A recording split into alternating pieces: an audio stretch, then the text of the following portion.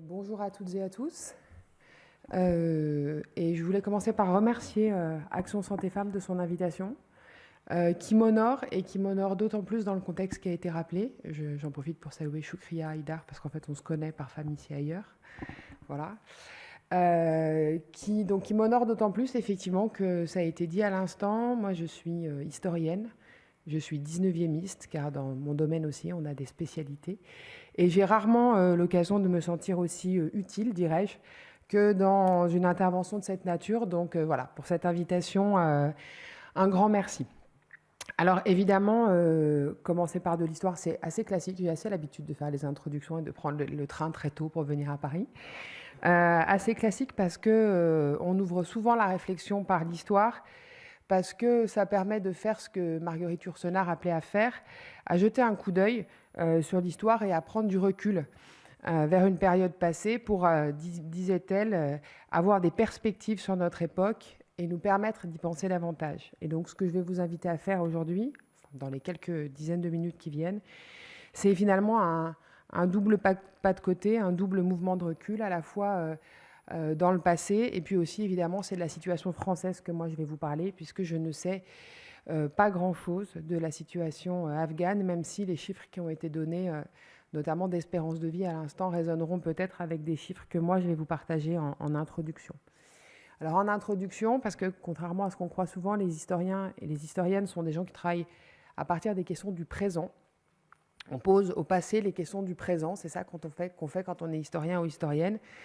Je voudrais commencer par évoquer ce qu'il en est aujourd'hui de la situation de la santé des femmes en France, en évoquant, alors il y a beaucoup d'indicateurs qui pourraient être mobilisés. Là, en l'occurrence, un sondage qui a été commandé par la Fondation AXA Prévention, peu importe, mais qui a fait l'objet de beaucoup de commentaires quand il a paru au début de l'année, en septembre dernier. Puisqu'il a mis en avant un certain nombre de chiffres, notamment le fait qu'aujourd'hui en France, 81% des femmes disent négliger leur santé. 75% des hommes aussi d'ailleurs, mais 81% des femmes en France disent négliger leur santé. Plus des 3/4 repoussent le moment de consulter et finalement, elles sont 70% à ne le faire que lorsqu'elles n'ont plus du tout le choix. On voit par là que les empêchements à prendre soin de sa santé sont certainement de nature économique, mais certainement de bien d'autres natures. Je compléterai ces 3 chiffres par l'évocation d'un tout dernier, qui est le fait que les femmes aujourd'hui sont à presque 60%, elles déclarent, presque à 60%, assumer de façon quasi exclusive la responsabilité de la santé de leurs enfants. 57% pour être précise, quand 5% des hommes déclarent faire de même. Et je crois qu'on a là peut-être un des indices parmi de nombreux autres qui permettent de comprendre pourquoi aujourd'hui les femmes repoussent le moment de consulter. Toujours sur la situation contemporaine, on évoquait l'espérance de vie des Afghanes. Eh bien, l'espérance de vie des Françaises est aussi intéressante à commenter, là encore, parce qu'elle peut appeler, comme les chiffres précédents, un certain nombre de réactions de surprise. On sait que les femmes, et les hommes aussi d'ailleurs, mais on sait que les femmes françaises vivent longtemps et plus longtemps que les hommes. Les chiffres d'espérance de vie à la naissance pour 2019 sont considérables, 85,6 ans pour les femmes, presque 80 ans pour les hommes, mais ce qui me paraît intéressant à souligner, c'est la différence importante qu'il y a entre l'espérance de vie et un autre chiffre qu'on donne plus rarement, qui est l'espérance de vie en bonne santé, qu'on appelle aussi parfois l'espérance de vie sans incapacité sévère, où l'on voit qu'on tombe à 77,9 ans pour les femmes, contre les 85,6 évoqués tout à l'heure. Autrement dit, les femmes vivent effectivement plus longtemps que les hommes, mais longtemps en mauvaise santé, et donc on peut dire que les femmes françaises aujourd'hui sont dans une situation contrastée pour le moins, puisqu'elles vivent longtemps, très longtemps, plus longtemps que jamais, je vais le dire quand même tout à l'heure comme je joue mon rôle d'historienne, mais on peut quand même s'interroger pour savoir ce que c'est que vieillir au féminin, d'autant qu'on le sait aujourd'hui, les 3/4 de la population de ce qu'on appelle les EHPAD, les établissements hospitaliers pour personnes âgées dépendantes, sont peuplés de femmes. Alors, ces éléments, j'allais dire, d'introduction étant posés, c'est un double regard, d'abord un peu d'histoire et ensuite un peu de sociologie peut-être de la santé que je vais vous inviter en commençant effectivement par l'histoire et en évoquant le sujet de la médicalisation. Voilà, cette médicalisation qui va cruellement faire défaut aux femmes afghanes, comme ça a été évoqué en introduction. La médicalisation de la population féminine en France, quand on l'examine avec un regard d'historienne, on constate que c'est une question délicate. Alors la médicalisation, c'est quoi? C'est l'avènement des soins de santé publique, c'est l'avènement de la médecine moderne, pour en donner une définition un petit peu rapide. Et je crois qu'il faut le dire avec force, même si je nuancerai ensuite ce propos. La médicalisation est un progrès pour la santé des femmes quand on se place sur un temps long. Je ne vais pas vous abreuver de chiffres, mais je crois que la baisse de la mortalité en couches, et je crois que le mot baisse est un faible mot, mérite parfois d'être rappelé. Par ailleurs, le taux de mortalité maternelle, et vous le savez bien ici avec ASF, est considéré au plan international comme un reflet de la qualité globale et du fonctionnement d'un système de soins, comme quelque chose d'extrêmement révélateur. On est aujourd'hui en France à 9,6 décès de femmes pour 100 000 naissances vivantes, dont près de la moitié sont considérées comme évitables si on en croit un rapport relativement récent sur la question. Ce chiffre-là, je crois surtout qu'il faut le faire résonner avec ce qu'il en était au sortir de la Seconde Guerre mondiale, 85,5 pour 100 000, donc on voit qu'on a divisé quasiment par 10. Et je crois que quand on s'inscrit sur un temps encore plus long, on prend la mesure de l'ampleur de la transformation, puisque au XVIIIe siècle, on était à 11,5 pour 1000 naissances, ça veut dire 1,5% de risque de décès pour une femme.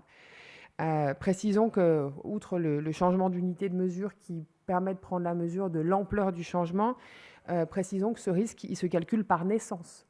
C'est-à-dire que vous le multipliez par le nombre d'enfants que vous mettez au monde au cours de votre vie.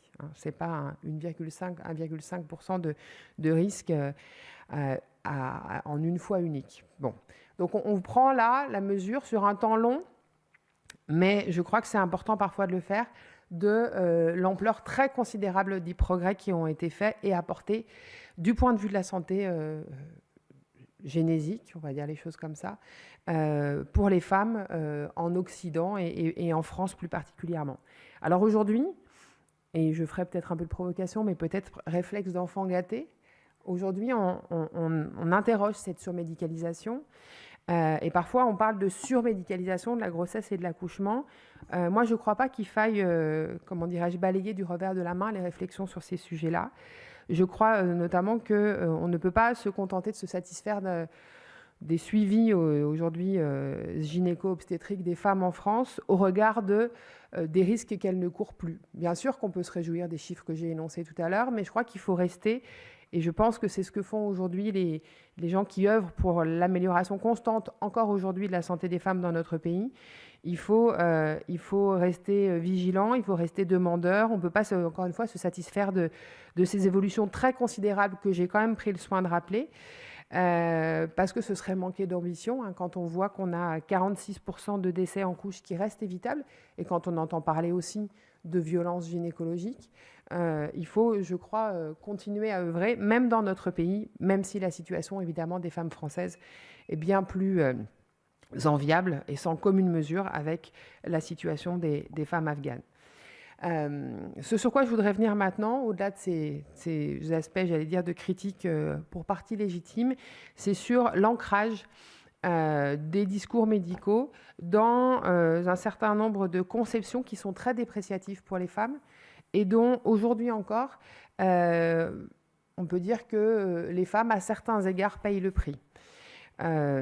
Pour dire les choses rapidement, les discours médicaux modernes qui s'élaborent en même temps, j'ai évoqué tout à l'heure, que les soins de santé publique, que la médecine moderne, que ce qu'on pourrait appeler aussi la méthode anatomoclinique, la fin du XVIIIe, le courant du XIXe siècle. Ces discours médicaux, ils ont longtemps été très dépréciatifs pour les femmes parce que, peut-être que vous le savez d'ailleurs, l'expression aujourd'hui très en usage de sexe faible apparaît dans les publications médicales à partir de la fin du XVIIIe siècle, au moment où s'élabore aussi un discours médical évidemment construit et une technique médicale évidemment efficace. Alors on pourrait multiplier les citations dépréciatives, je vous en ai partagé ici une seule qu'on doit au docteur Chambon du Monteau, on est en 1792, qui dit des femmes qui dit de la femme qu'elle est un être que la nature fait toujours marcher à côté d'un précipice prêt à l'engloutir. Voilà qui permet de prendre la mesure de la vulnérabilité féminine. Pour dire les choses rapidement, ce discours médical, il s'articule autour de 2 idées. La première, c'est l'idée que la femme est un homme manqué. Et d'ailleurs, l'histoire de la médecine est intéressante de ce point de vue-là. On constate que l'organisme femelle est toujours perçu sous l'angle du manque, et il y a variation historique sur le manque. On manque de cerveau, on manque de muscles, on manque d'hormones, on manque de pénis, selon les théories médicales, mais il manque toujours quelque chose. Parfois aussi de l'excès, plus rarement, mais en tout cas, il y a toujours quelque chose qui est de l'ordre du manquement à la norme. La deuxième chose, c'est que les femmes sont perçues comme des exceptions, donc je le disais, à la règle. Et la règle est toujours masculine. C'est le sens de l'illustration que je vous ai mise là, l'homme de Vitruve, on dit parfois l'homme est la mesure du monde. C'est cette image que vous connaissez classique de la période de la Renaissance. Voilà, l'homme est la mesure du monde, ça veut dire le mal de l'espèce humaine est la mesure du monde. Et en l'occurrence, il y a un androcentrisme des savoirs en général et des discours médicaux aussi dans le courant du 19e siècle. On a d'ailleurs coutume de dire de la femme qu'elle est la femelle de l'homme, ce qui est une expression très, j'allais dire, significative de ce que c'est que cette perspective androcentrée. Dans cette perspective-là, je le disais, les femmes sont des exceptions à la norme, et donc il y a toute ce que j'appelle une épistémologie de l'exception, qui est au fondement de la constitution du savoir médical, qui est lourde de conséquences. On voit par exemple proliférer des traités sur les maladies de femmes, une prolifération qui est très caractéristique à partir du courant du XVIIIe siècle, et ce qui est sans équivalent, c'est-à-dire qu'il n'y a pas d'équivalent masculin, il n'y a pas de traité sur les maladies d'hommes. Dans la même perspective, outre ces aspects, j'allais dire, de conséquences quantitatives, il y a aussi des conséquences qualitatives à cette épistémologie de l'exception, puisque s'installe de manière assez récurrente dans les discours médicaux une confusion entre le normal et le pathologique. Michelet disait les choses de manière un peu poétique, il disait que les femmes étaient d'éternelles malades. Dans cette perspective-là, ça devient très compliqué d'appréhender, j'allais dire, les épisodes de dysfonctionnement qui sont suffisamment significatifs pour qu'on prenne la peine d'y intervenir. Je vais vous donner un seul exemple, c'est celui de l'endométriose, qui est une maladie qui commence à être connue, qui est une maladie qui est décrite pour la première fois en 1860. 1860, la première inscription de l'endométriose à un plan d'action de la Haute Autorité de Santé, c'est 2016. Entre les deux, il ne s'est pas rien passé. Entre les deux, il y a beaucoup de publications. Il y a beaucoup d'intérêt pour cette maladie. Mais dans cette perspective que j'appelle épistémologie de l'exception, avec cette confusion entre le normal et le pathologique, eh bien, évidemment que c'est difficile de caractériser une maladie, c'est difficile de la décrire, c'est difficile de la diagnostiquer, c'est difficile de la soigner. Et c'est même difficile pour une femme, d'ailleurs, de dire « là, je souffre au-delà de ce qui est supposé être, j'allais dire, physiologiquement pathologique ». Moi, je dis parfois les choses comme ça. C'est-à-dire normalement anormal, quoi. Donc c'est cette confusion entre le normal et le pathologique. Et cet exemple de l'endométriose, on pourrait évidemment en donner d'autres. Il commence aujourd'hui à y avoir des travaux d'ailleurs qui vont dans ce sens-là, mais je ne veux pas être trop longue. Dans cette perspective-là, ce à quoi moi je voudrais vous inviter, et ce sera le deuxième et dernier point de mon intervention, c'est à réfléchir, c'est ce que j'essaye de faire notamment dans le cadre de mes enseignements à la faculté de médecine, ça a été dit dans le moment de présentation tout à l'heure. Moi, j'essaye de réfléchir à les questions de santé au prisme du genre. Qu'est-ce que ça veut dire exactement, réfléchir les questions de santé au prisme du genre ? Pour vous expliquer ça, je crois que je vais prendre rapidement la peine de définir ce mot qui est beaucoup utilisé et rarement compris véritablement. Alors d'abord, souvent, on considère que le genre est une catégorie et on l'assimile à ce qu'on appellera le sexe social, en distinguant finalement le sexe, c'est tout ce qui relèverait de la nature ou de la biologie, et qui repose sur des éléments anatomo-physiologiques qui déterminent l'appartenance à l'une ou à l'autre des deux catégories que sont l'homme ou la femme, ça c'est le sexe. Et puis on y oppose le genre qui est supposé être une construction sociale, un rôle de sexe, on trouve parfois cette expression aussi, qui au contraire du sexe n'est pas naturel mais appris, culturellement situé et du coup variable. Ça c'est le genre comme catégorie. Mais le genre c'est, je crois, et ça à mon sens c'est encore plus efficace, un système, ce qu'on appelle un système de bicatégorisation hiérarchisée entre les deux catégories que sont l'homme et la femme, et entre les valeurs et représentations qui leur sont associées. Alors, qu'est-ce que ça veut dire de dire ça? Qu'est-ce que ça veut dire de penser le genre comme un système? Et qu'est-ce que ça permet de faire, surtout dans le domaine de la santé? Moi, je crois que penser le genre comme un système, ça permet de prendre en considération tout un ensemble de mécanismes qui donnent du sens et qui donnent de la valeur à des réalités biologiques, par exemple, qui existent, mais qui n'ont pas en soi de sens ni de valeur. Je m'explique.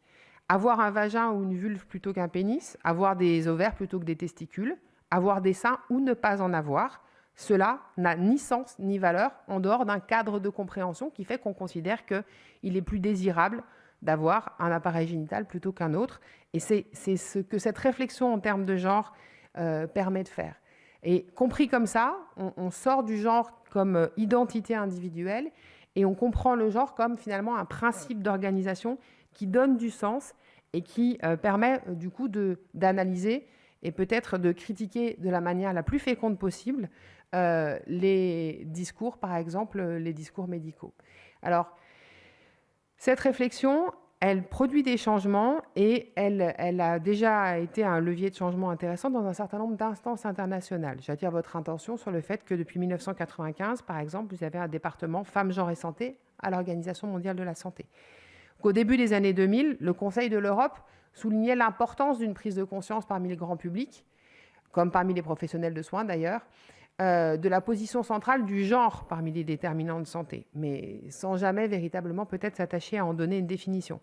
J'attire aussi votre attention sur le fait qu'il y a une grande actualité, puisqu'il y a 2 rapports qui datent de 2020, rendus par le Haut Conseil à l'égalité, auquel j'ai eu l'honneur de participer, et par la Haute Autorité de Santé, qui utilise ce concept-là du genre aux côtés du sexe. Donc vous l'aurez compris, je plaide pour le recours à ce concept-là, parce que ça permet d'envisager les femmes dans leur diversité. Il y a beaucoup de façons de vivre sa vie de femme, mais aussi, et je souhaite le dire de manière forte, parce que ça permet aussi de prendre en considération les hommes, de réfléchir en termes de genre, et puis parce que ça permet d'ouvrir vers une compréhension qu'aujourd'hui on connaît bien, une compréhension biopsychosociale des questions de santé. Et ça produit des choses intéressantes. Notamment par exemple en termes de repérage d'un certain nombre de biais de santé. Ça permet par exemple de se rendre compte qu'il n'y a de maladies de femmes ou d'hommes, pas seulement pour des raisons biologiques, mais au moins autant pour des raisons socio-économiques. Ça permet aussi de comprendre que les définitions successives qu'on a pu donner de la maladie, on a un temps dit que la santé c'était l'état contraire de la maladie, et qu'aujourd'hui, on préfère dire que la santé, c'est une ressource de la vie quotidienne qui permet de réaliser ses ambitions et de satisfaire ses besoins.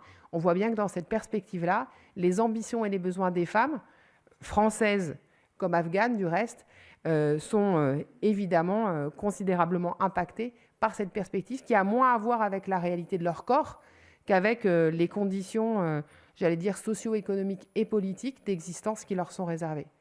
Je vais m'arrêter là pour ne pas dépasser trop mon temps et je vous remercie de votre attention.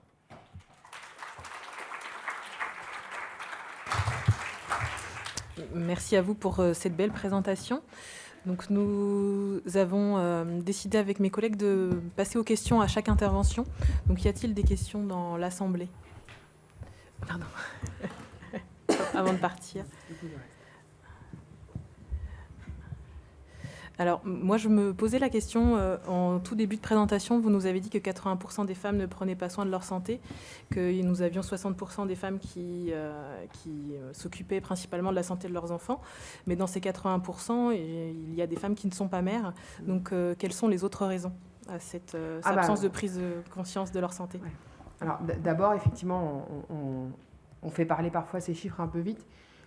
Il ne s'agit pas du tout de dire que les femmes ne prennent pas soin de leur santé parce qu'elles prennent exclusivement soin de leurs enfants. Hein. Il y a aussi des mères qui prennent soin de leur santé, heureusement. Mais en l'occurrence, c'est vrai que accompagner ses enfants, ça produit cette situation paradoxale que parfois on est à la fois empêché pour s'occuper de soi-même et en même temps, c'est aussi pour un certain nombre de femmes une occasion privilégiée d'avoir un contact avec des professions de soins. Parce que bien sûr que les soignants et les soignantes, même quand ils reçoivent un petit enfant, ils ont pour certains et pour certaines une attention à l'égard de la mère. Et si je m'adresse à une sage-femme, donc j'allais dire d'autant plus dans certaines professions de santé, évidemment. Je pense qu'il ne faut pas minimiser les barrières économiques dont on prend aujourd'hui peut-être doucement la mesure. Je dois dire que ça fait partie, moi, des chocs de ma rentrée universitaire. J'ai eu l'occasion de beaucoup discuter avec une professeure de cardiologie qui est le docteur Claire Monnier-Veillé, qui œuvre beaucoup pour la santé cardiovasculaire des femmes et qui mène une opération de dépistage des maladies cardiovasculaires dans les quartiers politiques de la ville, comme on dit, donc les quartiers défavorisés de nos grandes villes, et qui avait des anecdotes sur des états de santé de femmes extrêmement éloignées du système de soins qui m'ont paru,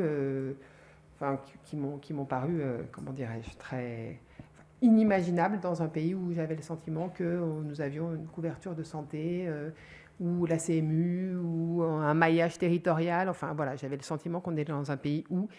Et là, pour la peine, je pense que le frein, il est à la fois économique, il est probablement culturel aussi. Prendre soin de soi, c'est aussi quelque chose qui s'apprend et qui s'apprend diversement d'une culture à une autre. Quand on vous met dans le crâne que vous ne valez pas la peine, vous ne prenez pas bien soin de votre corps, hein, surtout à certains âges de votre vie. Voilà. Et puis, il y a aussi un rapport qui n'est pas toujours simple, je crois, aux professions de santé. Même si, là encore, je ne voudrais pas dire de généralité abusive, mais il y a des professions de santé avec lesquelles, quand on est très éloigné, qu'on ne parle pas la langue, qu'on n'a pas les bons codes, c'est délicat parfois de franchir les portes de certaines institutions de santé. Donc c'est très multifactoriel. Merci beaucoup. Nous avons une question au fond de la salle. Comment vous élaborez l'idée que la profession médicale s'est beaucoup féminisée et que ça n'a pas de répercussion sur la santé des femmes? Je crois que je vais vous faire une réponse ultra rapide, mais si toutes les femmes étaient féministes, ça se saurait. Moi, je ne crois pas que la féminisation d'une profession suffise à faire évoluer les choses en termes de stéréotypes. Je crois que ça a été dit tout à l'heure. Moi, je forme 2 catégories de professionnels. Je forme des enseignants. Je vais dire des enseignantes, pour utiliser un féminin générique, parce que 80% de mes étudiants sont des étudiantes. Et on sait qu'il y a encore beaucoup de stéréotypes qui fonctionnent dans le système scolaire primaire et secondaire. Et je pense qu'il en va de même pour les professions de santé. C'est-à-dire qu'être une femme, ça ne suffit pas à vous sensibiliser à des problématiques féminines. Et en l'occurrence, pour ce qui est strictement des professions de santé, je pense qu'une partie de la réflexion critique, mais encore une fois au meilleur sens du terme, hein, qu'on peut mener sur les discours et les pratiques médicaux, elle requiert d'avoir le temps de se pas de côté, de faire un peu des sciences humaines, parfois de faire de l'histoire aussi, et que peut-être malheureusement, ça n'a pas suffisamment de place aujourd'hui dans le cursus de formation des futurs soignants. Et je crois surtout que femmes et féminisme ne sont pas des mots synonymes. Voilà.